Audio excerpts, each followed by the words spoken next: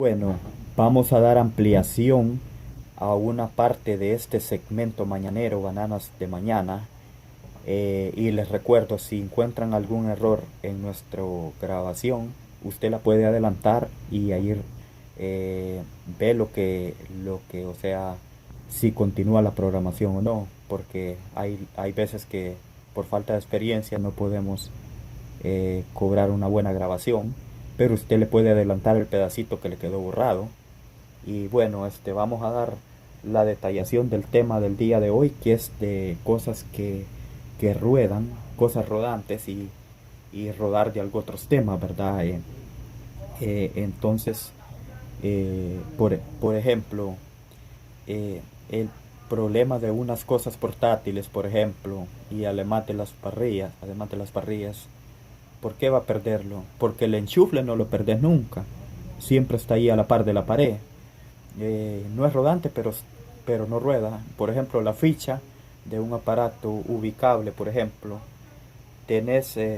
pongamos por caso este aparato y estoy tocando un teléfono, ¿no?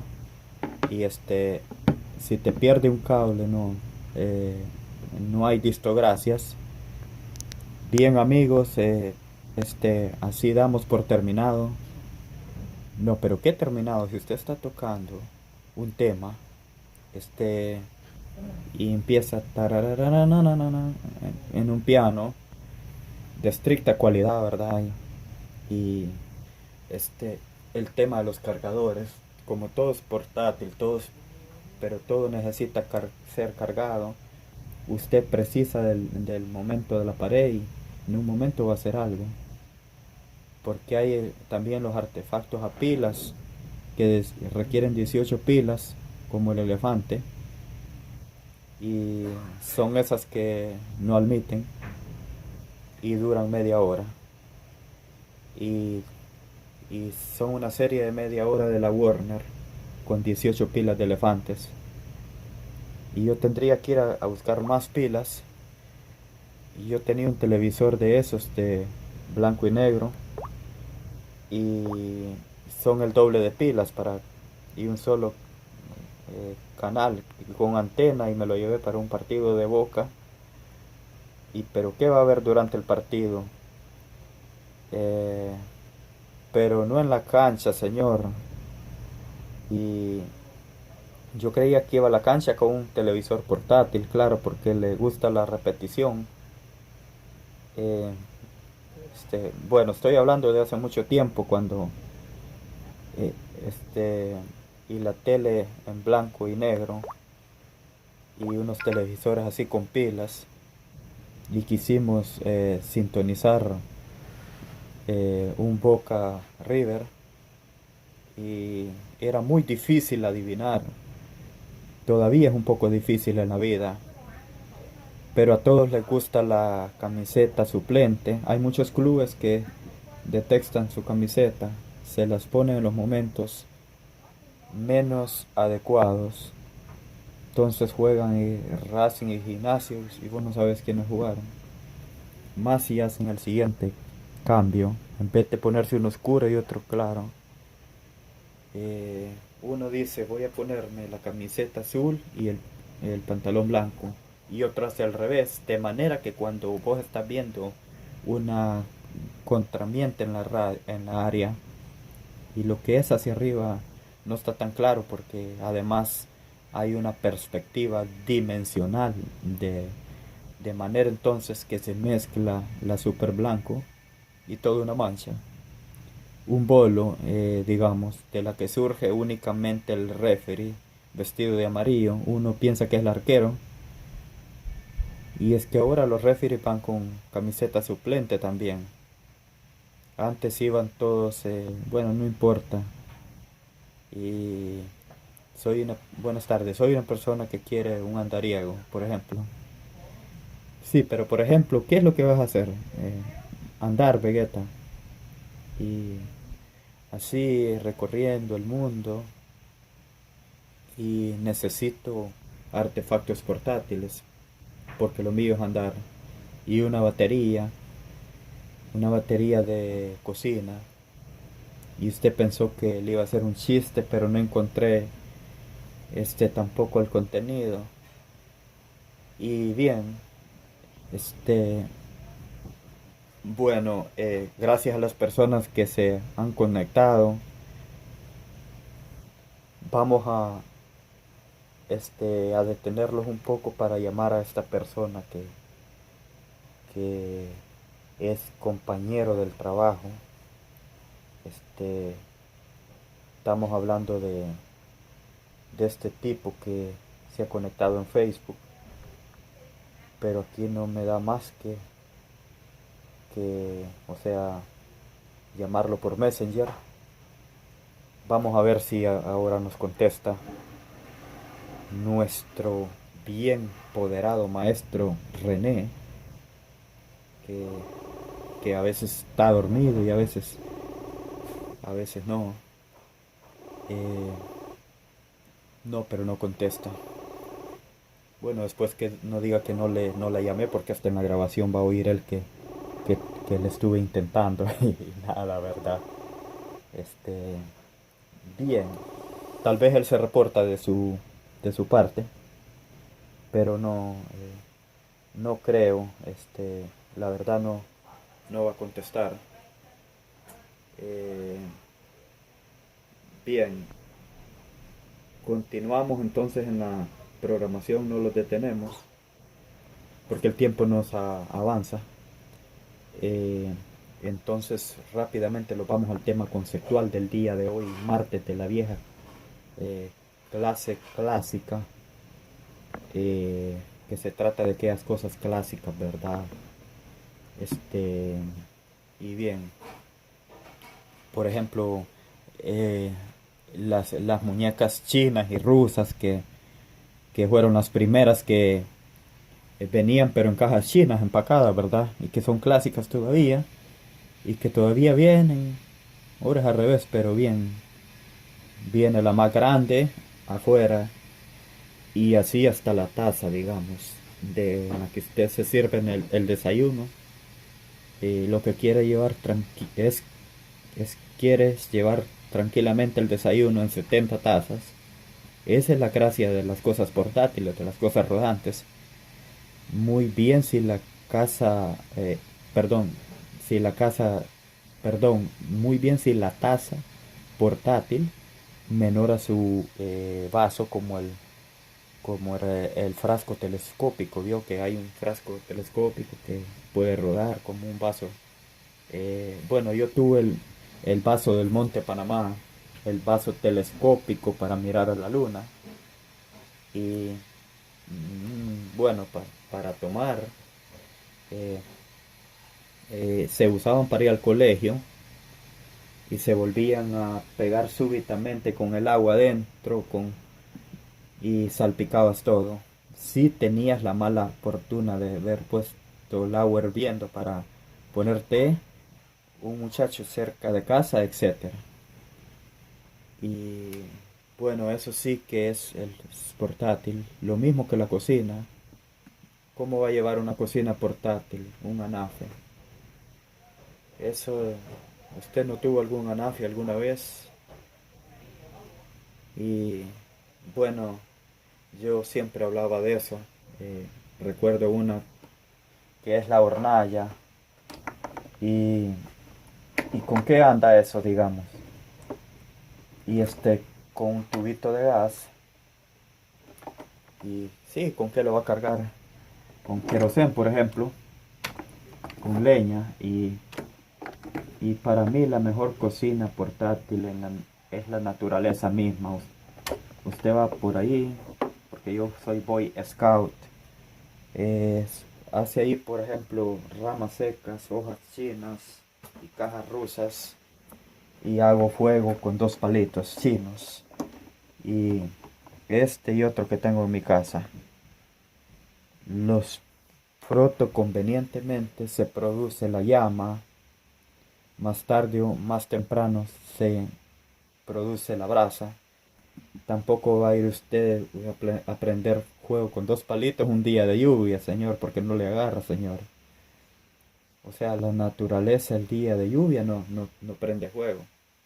al menos que la tormenta se encargue de mandarte un rayo con un árbol, y es lo cual se actualiza en 10 segundos. No son dos piedras que hay que frotar, hay un método. Y bueno, el palito no le hace chispas. La piedra, yo no creo que también las manos de mis compañeros haciendo así con un palito y nunca pudo hacer una piedra. Hacían así porque no prendían fuego. Después incorporamos el encendedor con carga de butano y ya otro gallo nos cantó. Pero en aquel entonces incluso un paso muy importante que cuando permitió la compra de encendedores y la contratación de viejas que permitieran el cruce de las calles. Eh, por, por lo tanto teníamos que cruzar viejas de prepo. Bueno, alguien dijo, aquí tenemos una corporación de viejas que se van a dejar cruzar para que usted exhale en su benevolencia. Pero no es eso lo mismo que sorprende con un encendedor, donde está el amigo, la mística de... Yo nunca hablé de místicas, digamos, en otras agrupaciones sí, se habla de místicas, por ejemplo, monjes silentes, budistas que oraban durante una vida entera, estilistas, allí sí había místicas, y, pero en otro estado nunca vimos místicas. ¿Qué clase de místico va a ser uno con ese uniforme? Claro, nos cargaban todos. Y dice, ay, Patiño, pero por eso serás lampiño.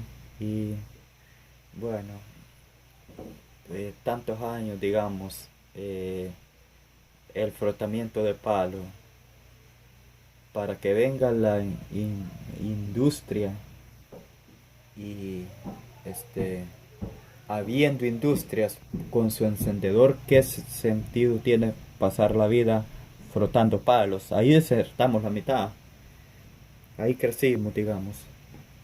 Fue como un satorio y la clave del palito es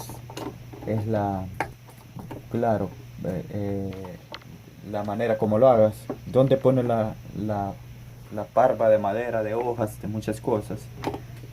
La madera de abajo, frótale que se frote bien de gas. El equipo del mate por el portátil es una cosa. Por ejemplo, que tiene termo y caldera, y pero la pava, digamos, para calentar el agua, digamos, se necesita que el agua esté caliente desde antes. Esto es como el recuperar la pelota de Guienza. Y claro, si lo nuestro es recuperar la pelota, prácticamente es necesario no tenerla. Y bueno, digo por decir, ¿verdad? Pero está bien, el termo requiere que el agua primero que esté fría. Que sea agua primero. Si el agua todo el mundo estuviera a 50 grados, nadie compraría termos. Sería un mate frío igual. Bueno, 70 grados igual, porque si no se le va a quemar. Si sirvió, tirala. Pero hiérvelo 100, señores. Bueno, como quiera que sea, yo tenía una pava, un termo, pero todo eso le viene el set de, de juegos de mesas, y para sentarse bien poner los bizcochos. A mí me gustan esas mesas de que pones un frasco de harina para hacer las tortas, y es muy completo. Pero ¿cómo lleva? Pesaba 90 kilos, venía con un CAD incluso, tenía la cocina naturalmente, y la cocina Aurora de querosén, y venía para calentar el agua. Pero ¿cómo hacer en Montevideo para ir tomando mate por la calle? Eso es incompleto. Pero si lo quieren completo, un término de compañía allí, y del moledor de hierbas, moledor, el portacáscaras de naranja. Pero hay cosas que hay que dejar en la casa, señor. ¿Con cuántas cosas sale, señor? Yo salía con las naranjas, tal con un cuchillo pelaba las naranjas y luego ya tenía cáscaras. para poner dentro del mismo. Y si tiene que usar transporte público, en- bueno, en Montevideo estamos acostumbrados que hay que entrar todos con mate y un horno y una batería de enseres y etcétera, y nadie dice nada. Nadie me va a decir qué sección. Y bueno, el ser completo de mate, el número 5, el 5 digamos, bien, porque ahora que se mencionó lo de las mesas, que algo que usted viene con mesa y silla, digamos, hay gente para todo, como una barra, yo que tenemos también, pero no tiene mucha salida. La barra no es para tomar mate, para mí la mesa. Bueno, la mesa tampoco. En Uruguay se toma mate en la mesa. Para eso lo vamos al Victoria, eh, y los tomamos un trago. Pero también puede prescindir de la mesa y tomar el mate con las patas, pero ese es otro equipo, eh, digamos, para no quemarse. El equipo del doctor Ávila Pena, que sirve es una máquina de arreglar pilas, para que la trabajamos mucho en Dariego. Cuando el andariego tiene las piernas muy cerradas, da pasos pequeños. Por ejemplo, yo una chica que quiere caminar hasta Luján, no le aconsejo el, porque da pasos muy cortos, no llega nunca a Luján y se raspa muslo con muslo y eso genera chispa y le salen buqueros en los muslos. Muy bien, nos vamos a Japón. El aparato del doctor Ávila Pena, te pones un poco en la orba y te abre las piernas. Entonces das pasos anchos y, y vos caminando así con las patas muy abiertas y das pasos anchos y dice, mira los pasos que da ese, parece que fuera Luján, como Astroboy. Y bueno, pero ese es otro aparato completamente distinto, que no tiene nada que ver. Bueno, ¿qué hizo al final usted? Generalmente descubrí que todo queda manchado porque la parrilla que se hace valija, donde queda la roña es en la funda, señor. Y además saber cuál es el peligro de llevar una parrilla, la agarrás para llevártela y recién terminaron el asado, te quemas vivo. A un muchacho cerca de casa se quemó. Vamos a dar, usted sabe que tiene cara de esos que, que tienen, y acerté, pero bueno, otro día. Y esté bien. Fercando Canario dice a ver cuándo hace un programa de, o sea, de pequeña clase. Claudita dice, escuchando Saiyajin, y en enero de 1987 nació mi hija, dice. Una cosa lleva a la otra. Me quedaba despierto esta tarde para darle que quema madera, ¿eh? Juan Rodríguez dice que escucha todos los días desde La Pampa, y el saco venenoso es un oyente, que escriben así en Facebook y se llaman así. Y ya que hace años que lo escucho, que me mande un seguro, dice, bueno. Horacio Escarano dice, señor Sayayin, mi esposa salió a comprar cigarrillos hace 3 meses. Naturalmente espere, hay que ser cauto en el festejo. Marcela Alejandra Zapata dice, hola, de ti un pequeño pueblo llamado Picunlenfu. Y Victoria Márquez dice, debo confesar que lo amo, Sayayin. Si se entera mi novio que se duerma con usted todas las noches, dice, está en Coronda ella, en Santa Fe, y el novio, y está con ella, me parece. Hernán La Trompet dice, buenas noches, me gustaría saber qué profundidad debe tener un plato y hay algo para la legislatura. Y vio que ahora los platos hondos vienen muy poco hondos, y lo que es hondo me gusta bien hondo, porque por ejemplo es poca la sopa que puedes meter ahí, y después es inestable la condición de, debido a la escasa profundidad. El más hondura para el plato hondo y el playo, eh, los platos que presumen de contemporáneos, este, vienen sin borde, sí, son como revistas, se le chorrea todo y no son, creo que son platones redondos de cervecería, son para apoyarlos. Otro rock está amando a la cosa, estamos haciendo aquí para hacerla mejor y bueno, Lucas Truco, hola amigos de Bananas de Mañana, un abrazo para ustedes y para el 28 de noviembre Santa Cruz, que cumplió su aniversario justamente los admiro desde hace años. Se nos va a hacer corto el programa hoy así como con esto. Y este maestro dice otro, ¿cuándo van a venir a Dragado? Y un saludo grande. Eh, el Procardel es más caro que el estadio. Y a ver, complejo, todo el tiempo que ahorramos en los etcéteras. Sergio Sanseverino dice, negro, te oigo desde la mañana, dice, desde Surisóridos. Yo te vi varias veces, dice, cuando vivías en Lanús. Una alegría, dice, de estar contactado con el aire de Buenos Aires. Dice, algún segmento dedicado a la Navidad podrá ser. Y justamente que sí.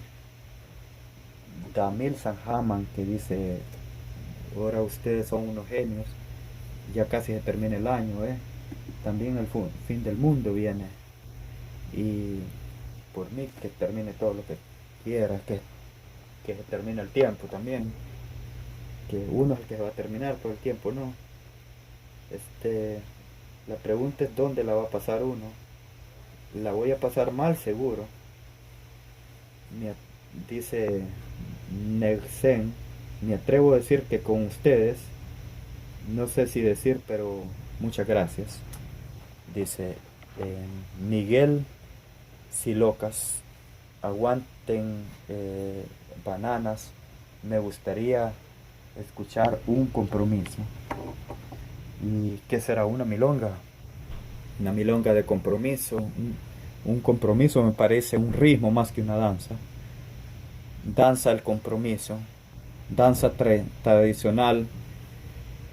Y bien,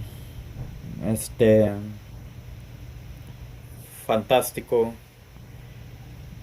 Mi hermana está saliendo con un petizo, etcétera. El etcétera no se lo dije, no lo pude cantar. Compromiso saiyínico. Y Pablo Daniel Exefanetti dice, esta mañana lo estoy escuchando, lo que me perdí de un programa anterior cuando y uno de sus anunciados con respecto a nunca leímos polilla en las supuestas leyes de Macri, salvo algún oyente que sea, espero que Barton algún día, dice Saiyajin, plantee también algún tema. ¿Cuál Barton? Ah, Bartolo Fuentes. Bueno, para leyes hay más graciosas, las complicadas y verdaderas, y la ley del medio, digamos, del medio de comunicación de inmigración. Me estaba refiriendo al tipo de física que tiene más uvas. Las leyes de termodinámica tienen más uvas para reírse o para que diga que si cae una tostada, eso es nada, digamos, un sistema humorístico que decide en cualquier cansada arbitraria, es una ley, si es alta, resulta que tiene pechos pequeños, por ejemplo, digo, qué gracioso, es cierto, dice la persona que lo ha oído, claro, es cierto, y se convence, y no tiene nada que se parezca a una demostración, a un pensamiento, nada que se parezca a nada, y, o sea, no me simpatiza, es más, está como que si fuera un formulario, un tipo que le salen mal las cosas, el pensamiento no, dice todo lo que puede salir mal, sale mal, conformarse con eso, darlo por cierto, dar por cierto algo sin que exista la más mínima reflexión al respecto, y al cualquiera que haya transitado con cierto placer por los caminos de la ciencia, eso le tiene que parecer una gansada, en serio. No tiene uva, no tiene gracia, y por lo menos ciertos profesionalismos en el planteo humorístico, pero otras que se inventan ahora sí son de las cuales hemos hablado incluso aquí. Y bueno, qué sé yo, si todos los tipos que tienen un sobre todo amarillo compran bonos de la imprenta, no lo sé, y además no lo podríamos mostrar nunca. Pablo Spinetta dice: Sayayin, qué alegría escucharte todas las noches. Pensar que te fui a ver, dice, cuando vino al Mar del Plata. ¿Qué quiere decir? Que está arrepentido, queriendo decir que desperdicié el viaje. Bueno, lo cierto es que te escuchamos con mi hermano Darío, dice. Incluso mi hermano se ríe hasta en la parte seria del programa, dice. Por fin, pensar que lo miraban. Usted capaz que está hablando de los fenicios, y, y él por poco se da la cabeza sobre la pared de Fenicio. A veces creo que no entiende el programa. Qué fantástico Spinetta, me gustó mucho. Y Miguel Domínguez dice: la vida debería ser al revés. Ah, dígamelo a mí. Dígaselo a un muchacho. Se debería empezar muriendo, y así ese trauma quedaría superado. Luego te despertás en un hogar pensando en el día a día. Bueno, fantástico. Vamos a hacer una breve introducción de la parte conceptual del programa, y hablaremos del lagón griego, y o sea que conserva la lucha, pero que la lucha inventa la mitad. Y veo algunas otras cosas que bajo las formas de códigos de honor pasaron en algún momento de la historia a la batalla. Y bien, señoras y señores, este es el mejor momento para dar comienzo al siguiente segmento aquí en Bananas de Mañana. Continuamos por Bananas de Mañana. Estamos como cada martes haciendo el programa de la clase clásica. Mañana trataremos la manera de estar siempre en el programa, mañana y pasado, y en el Teatro Auditorium. Y bien, hemos hablado muchas veces aquí de la idea del agón entre los griegos. De esta palabra viene la palabra agonía, que es en cierto lucha, pero la lucha agonal es una cosa excentra de en amistad. Generalmente se daba en órbita en lugares como en en el Ástica o en la Nursta, y se daba en esos lugares, y por colaboratoria, y de la convicción de que el agón poseía un carácter lúdico. Algunos han extraído esta pregunta: ¿en qué grado se puede clasificar la guerra como una función agonal en determinadas sociedades antiguas? Y hay toda una serie de formas bélicas que que no tienen carácter natural, que no se proponen a una victoria agonal. Por ejemplo, el ataque por sorpresa, las emboscadas y las sorpresas por espiña y toda una guerra que desde luego no pueden valer como formas agonales de lucha.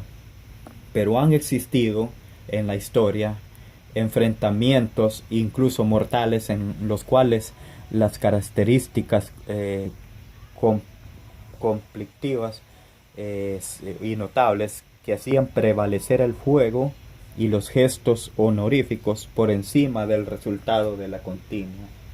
En la antigüedad y hasta tiempos medievales y a veces más allá se hacía la guerra para obtener mediante la prueba de perderla o ganarla una decisión de valor sagrado. En lugar de la contienda judicial de los dados o el oráculo, se podía manifestar de igual modo la voluntad de los dioses, se seducía el poder de las armas y el desenlace podía en clase la sentencia de la dignidad para que el arbitrio divino pudiera desenvolverse a la perfección. Se desenrollaba el pensamiento de lo propio y lo diagonal y quedaría en convenios pensamientos del tiempo, del lugar de la batalla, del extraño eh, pasión de lugares insorpresivas, viejas y inórbitas, describen cómo la señal del campo y la batalla se marcaba con estacas o con armas de avellán en Grecia. La guerra entre las ciudades de Eubea, Caucis y Eretria, que tuvo lugar en el siglo VII antes de Cristo, transcurrió según la tradición, en forma de tradición, en convento de eh, este en convenio, perdón, que se fijaban las reglas del combate. Se dedicó en el templo de Artidis y estaban todas las artes más arrojadizas por el migna, la jabalina, el arco, la onda, cualquier arco capaz de matar a distancia. Maldito sea este la órbita, dijo el poeta que inventó las armas de matar a distancia. Solo se permitían en aquella guerra la espada y la lanza, perdón. La, lo feo de este eh, fragmento es de que la disputa o sea, solo se permitía en la distancia de 2 puntos que estaba demarcado de tal forma que aquel que se retirara, aunque fuera unos pasos del límite impacto, quedara imposibilitado de dar muerte o de recibir cualquier agresión. Árbitros de grandes ciudades o de otras ciudades observaban la lucha como si se tratara de una prueba gimnástica. El ofrecimiento obsolente del tiempo preliminar para la guerra también tuvo auge. Edad Media, la batalla de Jerezí en el año 1346 fue precedida por un cambio de cartas en las que el rey de Francia, Felipe VI, daba a elegir al de Inglaterra, Eduardo III, y 2 lugares y 4 días para enfrentarse, ¿no? Y a tal punto eran respetados los deseos del desafiados, como de un vuelo singular se tratara, que los dos ejércitos se trataron y se fortalecieron en territorios vecinos, ejércitos vecinos, sin retratarse ni maltratarse hasta el día indicado para la lucha. Una costumbre que procede de la concepción de la guerra agonal, eh, como un doble juego de honor, era el intercambio de cortesías con el enemigo. Como dijimos como al comienzo, una victoria agonal lo era, como era al tanto que era noble y secta de nobleza. Y las guerras que tuvieron lugar guerras chinas, se enviaba al lugar una especie de vino que se bebía de un pasado de paz. Y bueno, existían saludos recíprocos con toda clase de eh, demostraciones escépticos que incluían adornos comunes y cuestiones de armas. En la época feudal, perdón, se podía hablar de victoria solo cuando ella se había incrementado el honor del caudillo, y eso no se lograba tanto con la ventaja conseguida, sino más bien mostrando moderación. Dos nobles, Sin y Qian, estaban a frente con sus ejércitos. No se habían provocado en orden de batalla. Por la noche llegó un mensajero de Zen para comunicar a Qian que debería prepararse para la lucha. Bueno, llega Sin y dice, prepárense para la lucha. Pero los capitanes de Qian observaba que los capitanes no miraban con mirada firme, ni su voz resonaba con seguridad. Y dedujeron entonces que los Sinks tenían miedo y estaban en dificultad. Por ejemplo, por lo tanto, ingistaron a Qian atacar rápidamente, pero Qian no aceptó la propuesta de sus hombres. Su ejército permaneció quieto y el enemigo, que efectivamente estaba amedrentado, pudo retirarse sin ser molestado. El honor impedía atacar a los deudes. Entonces, entre los guerreros chinos, el vencedor recurría a levantar cualquier objeto monumental en el campo de batalla. Algo así ya, por ejemplo, los mitos griegos, por ejemplo, Glauco y Diomedes. Glauco, el hijo de Hipómico, de Hipómoco, que comandaba justamente el ejército de Sarpedón en el desierto líxico, que pertenecía al bando troyano, digamos, en la guerra de Troya. En el curso de los combates, Glauco con Creocomedes acordaron antes de matarse que se acordaron, debe decirse, de que sus familias eran amigas, que estaban unidas en otros tiempos por las enemistades. Y entonces Diomedes ofreció sus armas al enemigo, que eran Glauco ofreció las suyas, que eran de oro, y después cada uno volvió a copar su puesto en la guerra después de estos legados, ¿no? Y siguieron matándose. Primero la demostración, después y claro, matémonos. Otro tiempo de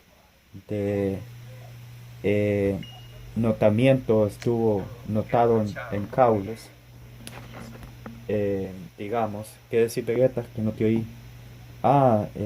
Sí, las monedas por ahí las dejé. De ese enfrentamiento, sí, ahorita te cuento, espérame. Y en un lugar llamado Jingen, Kenjin se enteró que un tercero que no estaba en guerra abierto con el amigo Jingen le había cortado a su amigo su abastecimiento de alimento para la guerra. Y Jingen exigió a su amigo mandar suficiente abastecimiento de alimento, de comida a su amigo, con una carga en la que le decía que lo esperaba para luchar cuando estuvieran bien alimentados. Y Kenjin perdió la guerra. Leeré un fragmento de Borges. Magnum Barford, en el año 1110, no, repito entonces, Bagduk Marford en el año 1102 reprendió la conquista general en el War, este, de Lauta. Se dice que la víspera de su muerte recibió este saludo de Muig Nenta, el rey Enluntek. Dice así que tus ejércitos militen el oro y la tempestad Mactus Fafnur, que mañana en los campos del reino sea feliz como taza, que tus manos de rey dejan terrible la tela de la espada, que sean alimentos de cisne rojo los que se oponen a tu espada, que te sacien de glorias de muchos dioses, que te sacien de sangre, que sea victorioso en la gloria, rey que pises Irlanda, que pisas Irlanda, y, de, y que desde muchos días ninguno brille como de mañana, porque ese día será el último, te lo juro, rey Magnus, porque antes que se borre su luz, te venceré y te borraré, Magnus.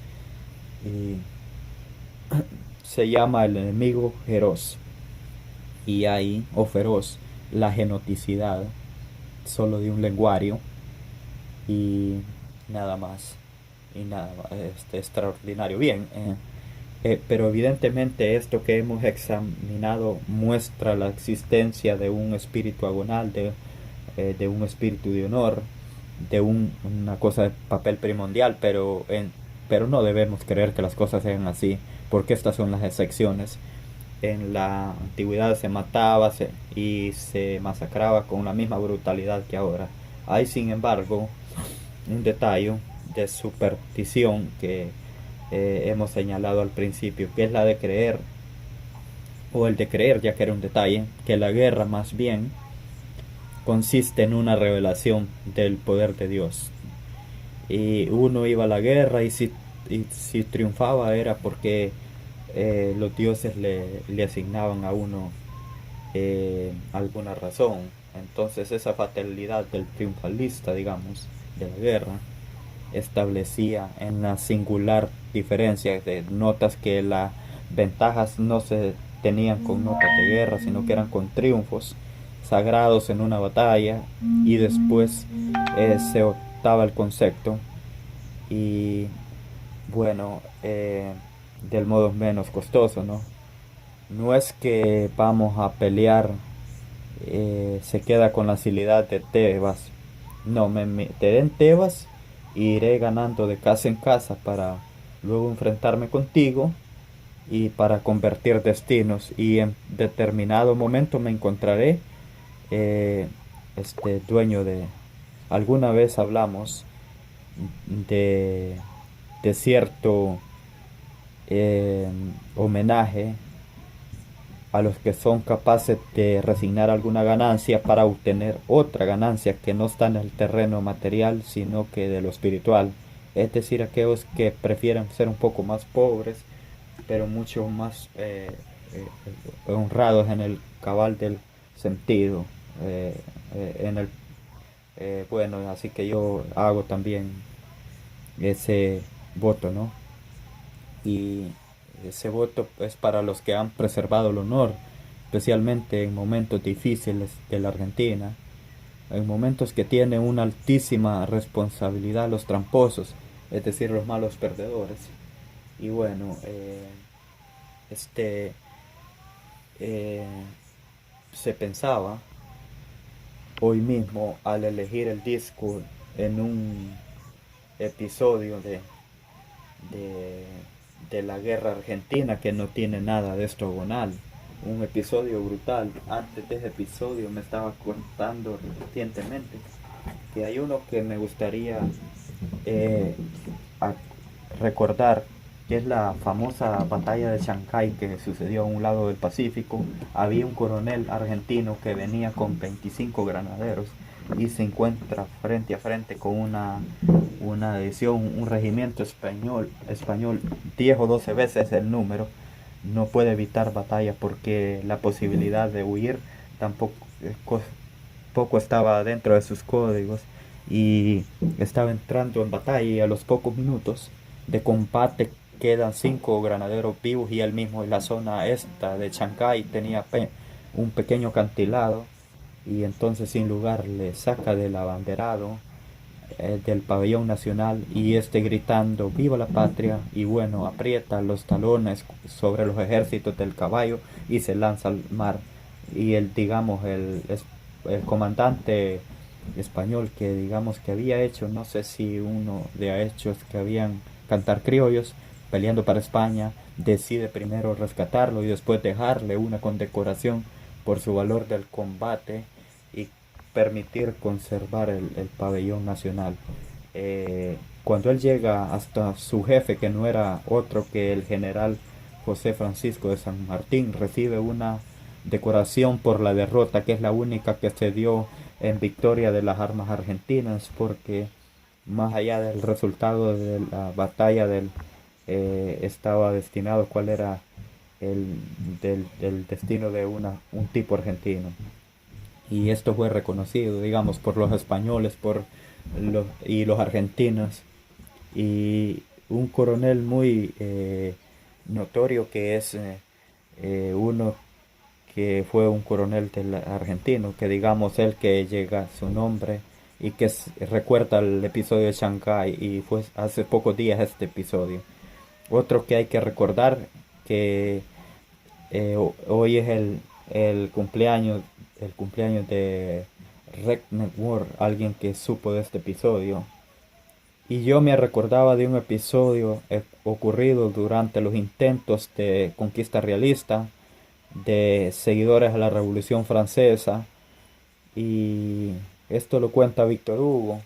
Dicen que el Nanterre de Lantenac navegaba en la nave y suspende una tormenta y había un marinero que comete un error de descuido al marcar los cañones y un cañón queda suelto durante la tormenta y hace un desastre en descubierta. Pero el mismo marinero que había cometido el error, arriesgando su vida, eh, se arroja sobre el cañón y consigue sujetarlo, atarlo y recobrar la calma en el buque. Terminada la tormenta, el marquete Lantenac lo condecora primero por su acción y sábilo y valiente y lo manda a ejecutar después.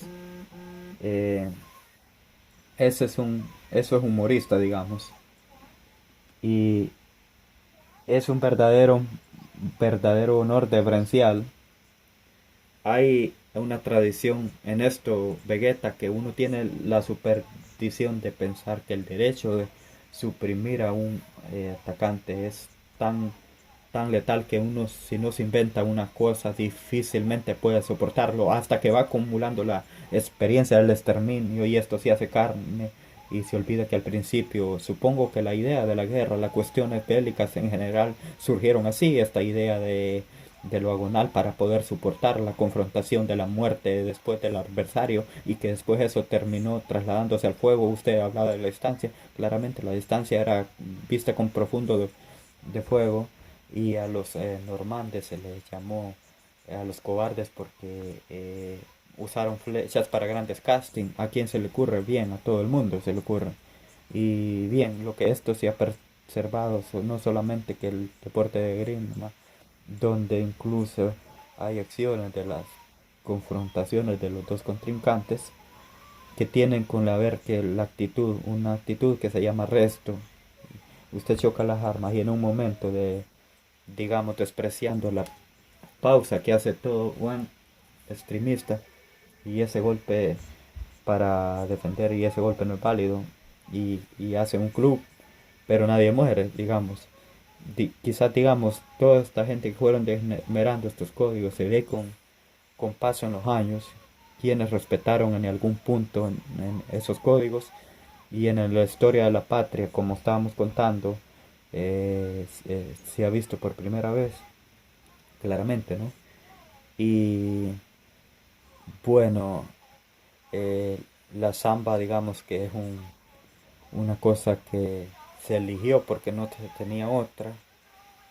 Y este, bien, pero hay un episodio de que allí toda la vez la batalla se discute y que se mueve favorable a Parela. Parela venía, tenía a favor venía a favor de una eh, tendencia latinoamericanista que había hecho el Perú, que había sido rechazada por de Mitre, que había contestado que la Argentina tiene mucho mejores relaciones con las naciones europeas que con las repúblicas.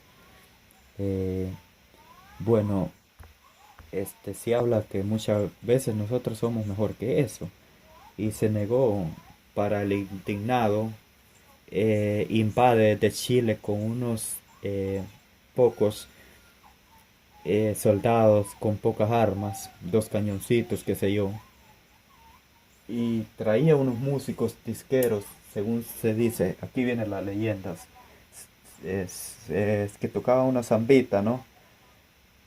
Y bien, gracias a las personas que se han conectado y bueno, continuaremos un momento más. Hoy Navidad, pero nadie se conecta, ¿verdad?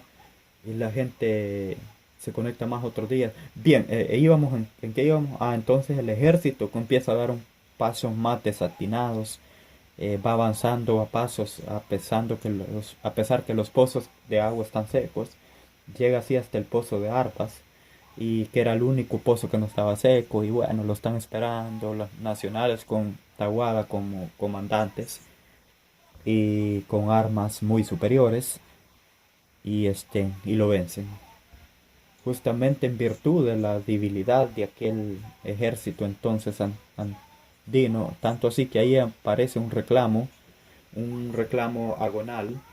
Dice otra cosa sería poner más igual, que bien pelean eh, en la Humareda las tropas de Varela, y esto según algunos lo dicen cantando una samba: armas contra fusiles, ore vareva. Y bien, eh, está bien que se haya aclarado que son las tropas de nacionales, porque las Zambla habla de los Sataguara confrontando los conflictos de los macarcabeños. No es una guerra entre provincias, es el ejército nacional con agentes de policía. Y dicen que una vez sucedía la batalla con un desastre, a pesar que le hizo mucho daño al ejército internacional. Al terminar la batalla, se cuenta que los tipos del ejército nacional mataron, ejecutaron a los músicos y les afanaron las armas. Y les afanaron la zamba también, que desde entonces fue batallón cazadores, dijo Taguara. Bien, hasta allí lo que se dice, hasta allí la paradoja de la falta de Agón y del reclamo de Agón y la letra.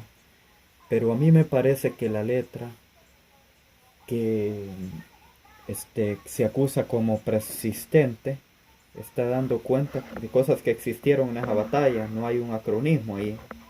¿Cómo va a relatar la batalla antes de que te afanen las armas?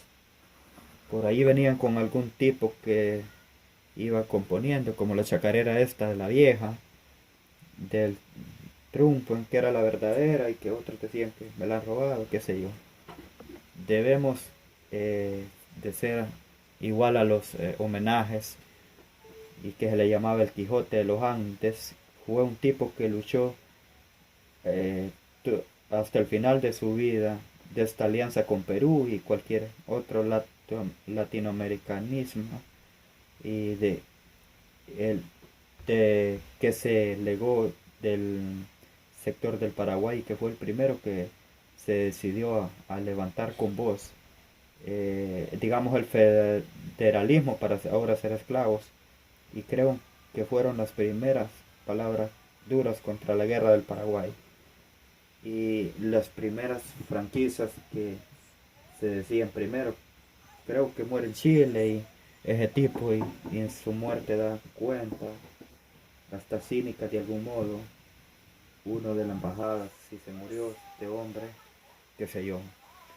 Pero yo casi estoy seguro, no sé si estoy seguro, pero me parece haber oído que en estos mismos tiempos que hoy vivimos, Felipe Varela ha sido designado por fin designado general, lo cual me parece saber esto.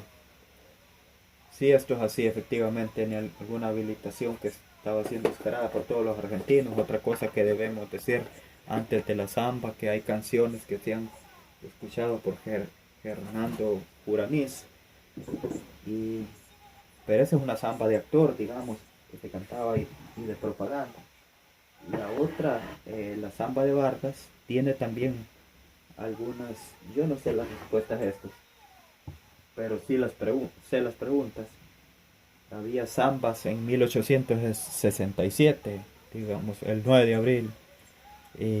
Había zamba tal como la conocemos hoy. Y Pancho O'Donnell prescribe la letra y, y a mí me faltan, al contarla, me faltan letras. Y no tiene la culpa Pancho O'Donnell. Puede haber alguna articulación y es que esos músicos tocaron alguna melodía y que después se haya completado alguna letra. Por ahí hay alguien que haya completado todavía más allá y todavía hay cosas que nosotros no sabemos. Yo le voy a preguntar a Sayayin, a Oliver también y al espíritu abonado sobre todos los mitos y misterios. Este, bien, muchas gracias y damos a continuación una parte más de este segmento mañanero. Estamos en San Luis, Missouri, como cada martes. Hacemos el programa más eh, largo que el año pasado.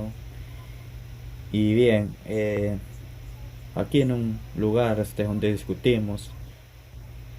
Y bueno, estaremos, señoras y señores, este es el mejor momento para dar comienzo al siguiente segmento.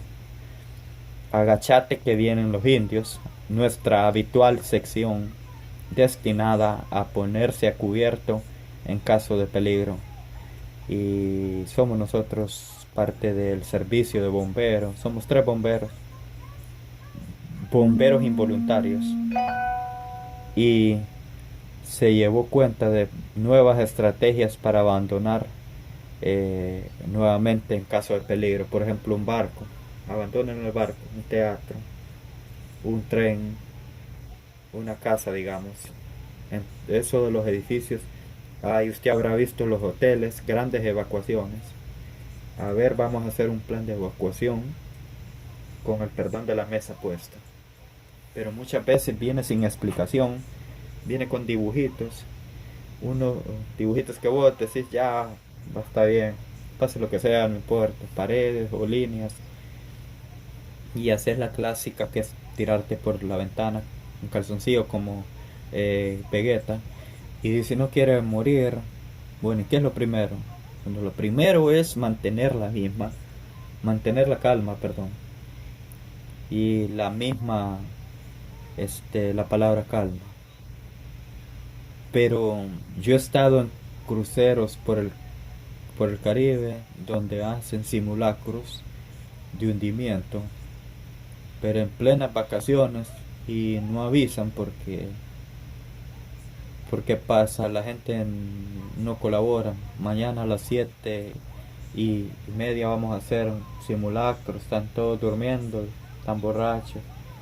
Y porque dicen, hey, se hunde el barco, qué sé yo, son los del simulacro, que me importa.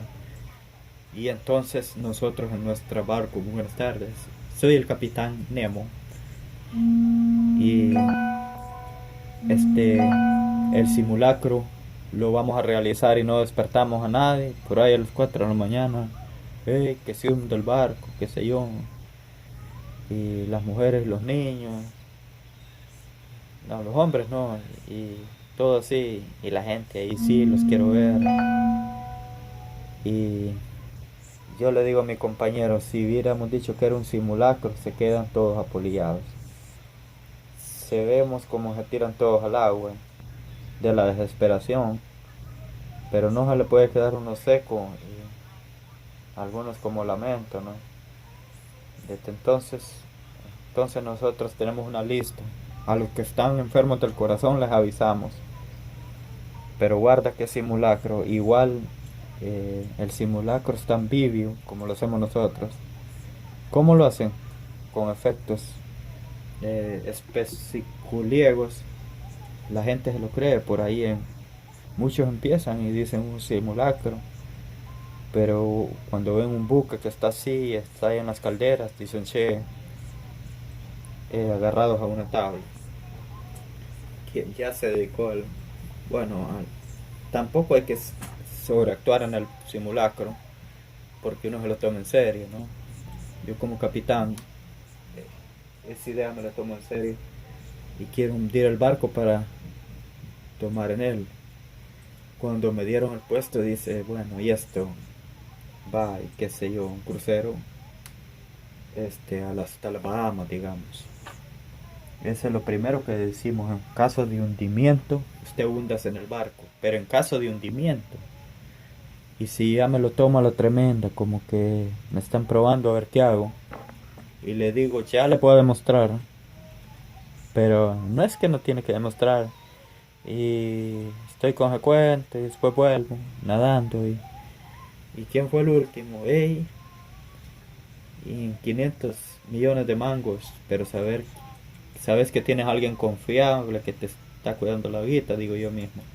Los que se quejan son los músicos porque siempre se ha ahogado varias veces.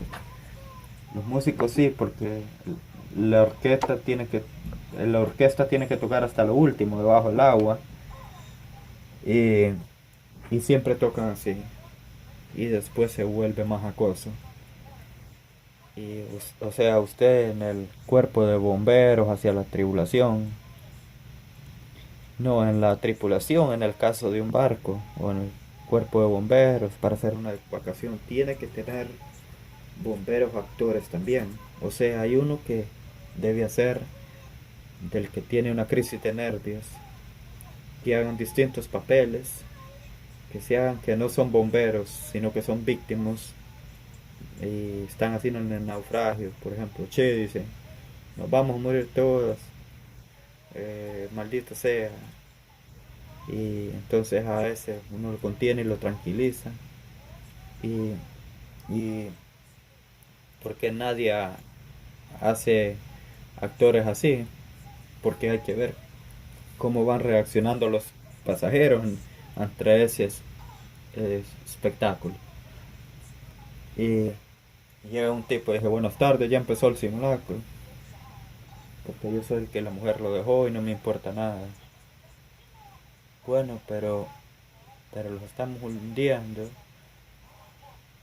¿Cómo hacer? Y no hay un hundimiento, no es nada. Al lado que mi mujer me dejó.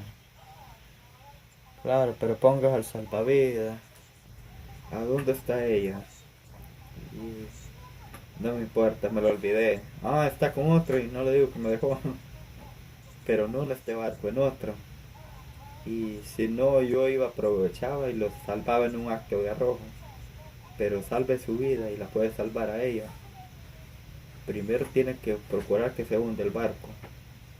Bueno, sí tiene razón, eso de tener actores.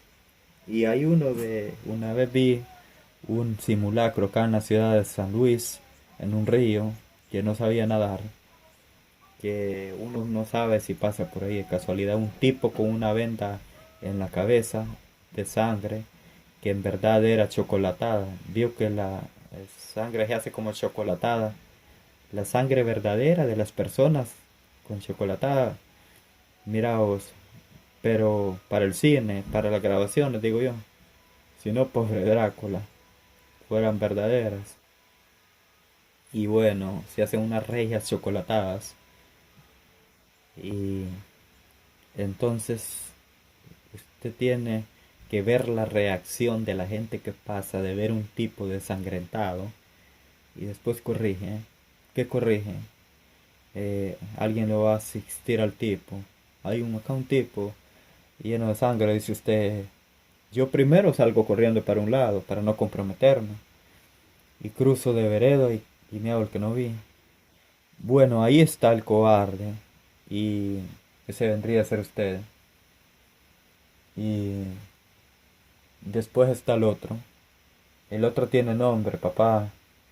Y por ejemplo, se convide para hacer un torniquete. Y digamos, el comedido de la víctima que está entre el cobarde y que lo abandona, o el imbécil que lo acogota. Bien, bueno, entonces después de todo esto se está filmando desde lugares cada vez más ocultas y se hace un análisis y usted se ve, no abandone, y a usted lo rebobinan y lo vuelven a poner en Playboy. Y no haga como este individuo y le marcan el circulito rojo, pero le dicen como este tampoco. Y bueno, vamos corrigiendo para cuando la realidad nos golpea la puerta y ahí está la realidad. ¿Y quién es? Adivina. Y tengo preparado para frotarlos. Muy bien, en eso estamos nosotros. Estar siempre preparados para derrotar. Acá tenemos que evacuar a esta gente. ¿Cuántos eran aquí? Lo primero es tener una palabra clave. Por ejemplo, rajemos o huyamos, que es lo mismo. Este, eh, o corramos. Ustedes cuando oigan la palabra clara que es rajemos, y con lo demás de los actores hay uno y que tiene como función precipitarse hacia la glatea, adelante hacia la salida. Ese que da la voz que dice rajemos y va para allá y sale corriendo. Y entonces va para allá y se descontagia la gente de ese deseo de mm, espéreme un momento, que de evacuación, digamos, ese deseo de solamente se contagia del deseo de evacuar, sino de sí mismo, sino de la dirección de lo que uno tiene que hacer. Por eso está el tipo, el primero que raja. Además, tiene que identificar las salidas. El director de la obra, no sé si el director de la salida o el de la obra, que en este caso es Rostenberg, que se tiene que hundir en caso que, supongo que viene agua. Se inundó la calle Corrientes y se tiene que quedar. Y no sé por qué por ese código del mar, que el último se tiene que quedar, el que es el capitán del teatro. Y bueno, ¿qué va a hacer el capitán hundiéndose? Pero señor, no es que después se va el capitán, va al cielo si fue bueno, digamos, pero se va con el barco y se va al fondo del mar. Y bueno, pero ¿para qué es teatro, digamos? Eh, tiene que calcular. eh, este, what you say? Just that he died, he no very big below. Sí, I try by he. Bien, continuamos en el tema. On el tema better, no, no good. Bien, cuando no andan los trenes, el simulacro este que tiene que tener énfasis, qué estilo de simulación, qué estilo actoral, hay, son fartas y le pone distinto y le dice sálvese quien pueda. Esos son los paródicos, claro. Y este, bien, eh, esos son eh, las cosas eróticas, que le diga en silencio, sálvese quien pueda, yo actúo así. Y bien, continuamos con detallación de un que tardan un poco en decírselo en películas argentinas de 70 y viene el tipo acá y los mira todos y, y hace como como deteniendo el tiempo y, o sea, sálvense quien pueda. Esas eran las escenas de películas antiguas, va así, de lento, en cámara lenta salían. Y se metía las manos en el bolsillo y se hace como que no se puede ver ni él mismo. Se va y a la mitad se vuelve. Y bueno, bueno,